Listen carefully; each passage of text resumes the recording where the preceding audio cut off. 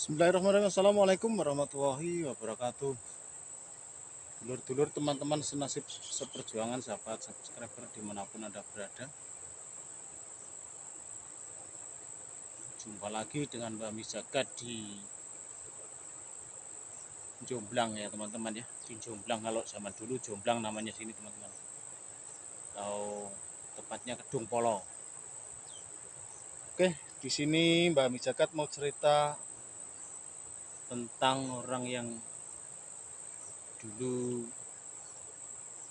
dieksekusi oleh Belanda ya teman-teman, di Sasak Simbang Jati dan hanyut di sungai dari Simbang Jati, kemudian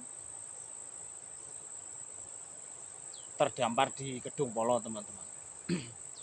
Oke, sedikit saya gambarkan karena kondisinya sekarang beda lagi, tidak seperti dahulu ya teman-teman.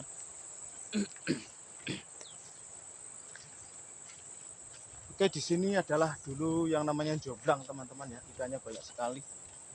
Seperti danau walaupun tidak begitu lebar. Ini tepatnya di sini ya teman-teman ya. Ini yang ada sedikit ada padinya itu. Ini namanya dulu Jomblang. Jomblang Kedung Polo terkenal sekali. Walaupun sekarang sudah menjadi daratan ya teman-teman ya. Tapi terlihat sekali teman-teman ya. Di sini. Nah, ini teman-teman ya. Ini di sini adalah memutar sini teman-teman ya. Seperti danau.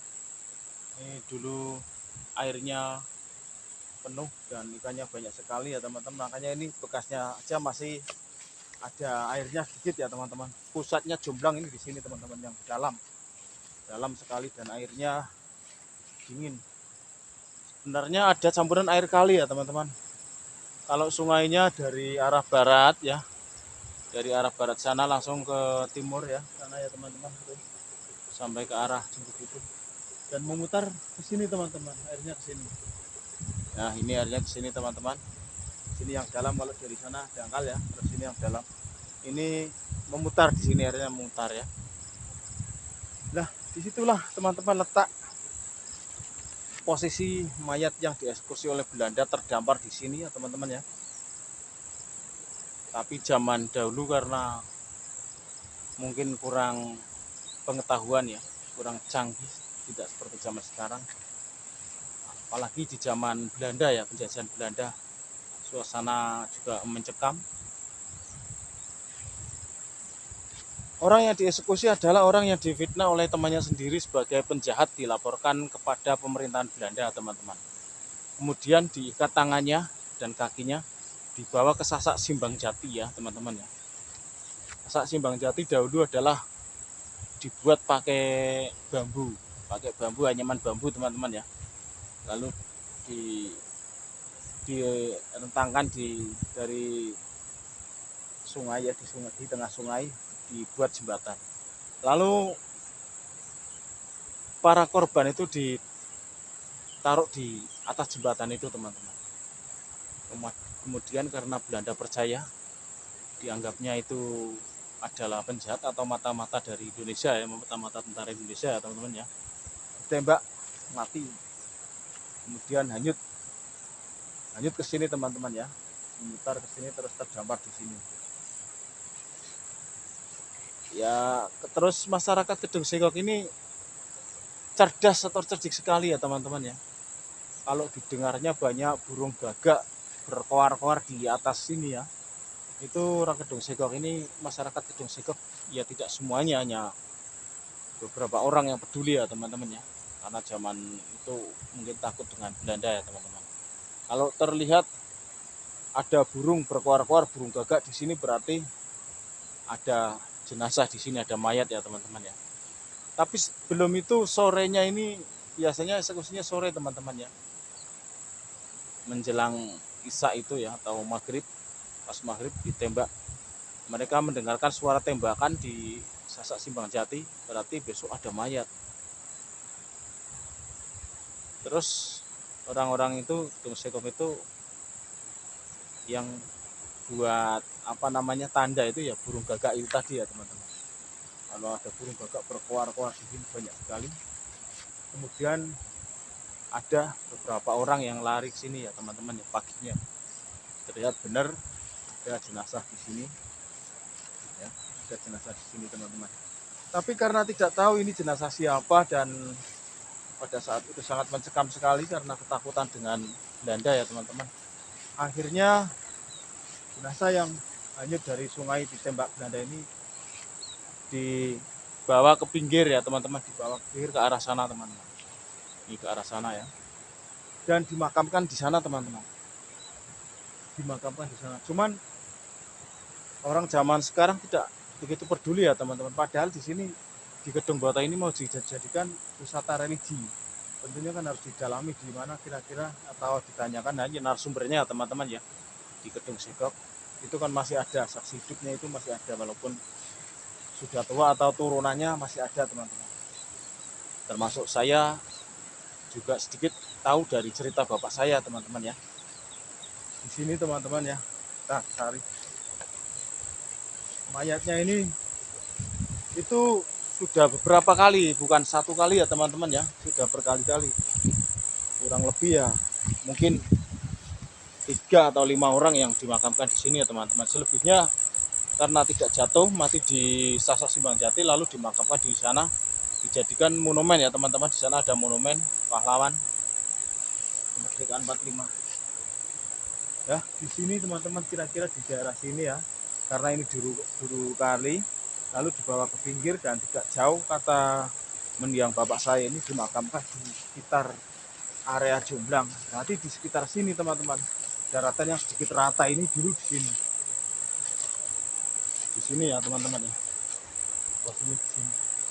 Tapi karena memang kepedulian orang zaman sekarang ini tidak begitu ya, makanya dibiarkan saja. Padahal ada sejarahnya teman-teman.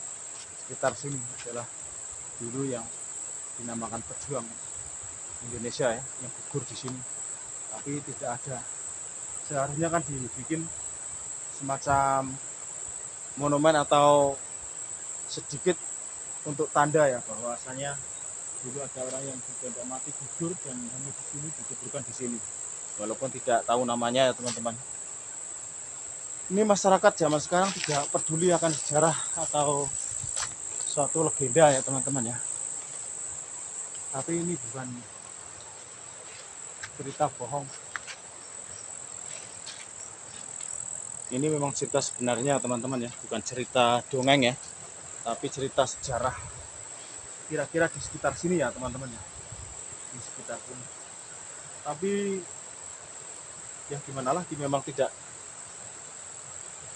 diberi apa namanya tanda bahwasannya di sini dulu. Ya mungkin dari tokoh-tokoh masyarakat zaman dulu tidak memberi tahu secara luas ya teman-teman ya. Artinya hanya yang tahu seperti bapak saya memberitahukan cuma kepada saya, tidak diberitahukan secara luas atau kepada pemerintahan di sini teman-teman.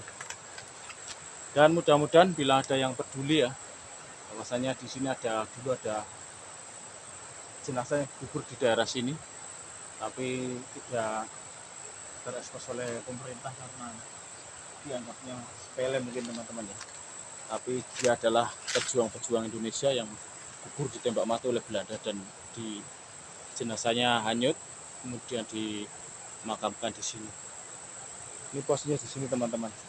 Dan saya di sini tidak menemukan sebuah tengok atau ancer-ancer bahwasanya di sini terjadi penguburan jenazah ya teman-teman. Yang ada adalah batu-batuan yang juga banyak sekali di sini ya teman-teman ya.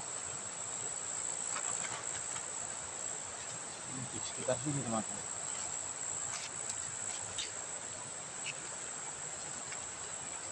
Memang yang lainnya tercatat dan mungkin yang di sini yang tidak tercatat ya teman-teman ya.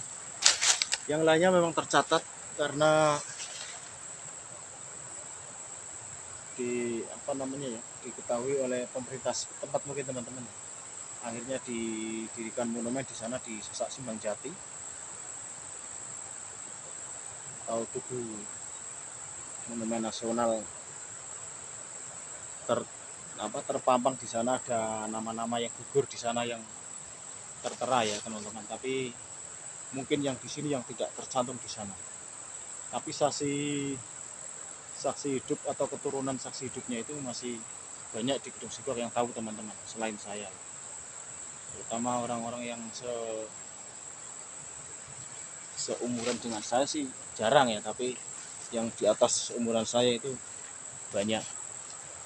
Seperti contohnya Mbah Warjo itu ada sedikit tahu teman-teman. Ini di sekitar sini, dan sayangnya justru malah ini lokasinya hampir terkena urugan teman-teman. Tapi saya rasa masih di sekitar sini. Masih di sekitar sini ya teman-teman ya. Kira-kira masih di sekitar sini.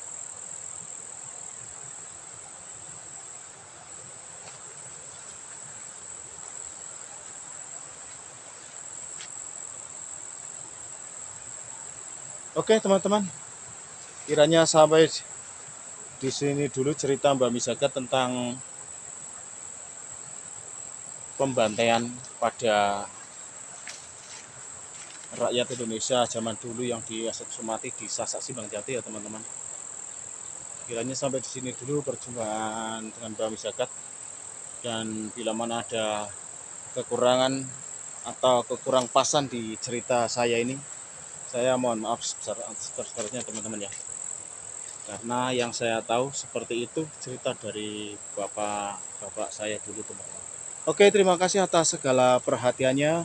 Mohon maaf atas segala kekurangannya. Jangan lupa like, comment, subscribe di channelnya Mbak Misagat.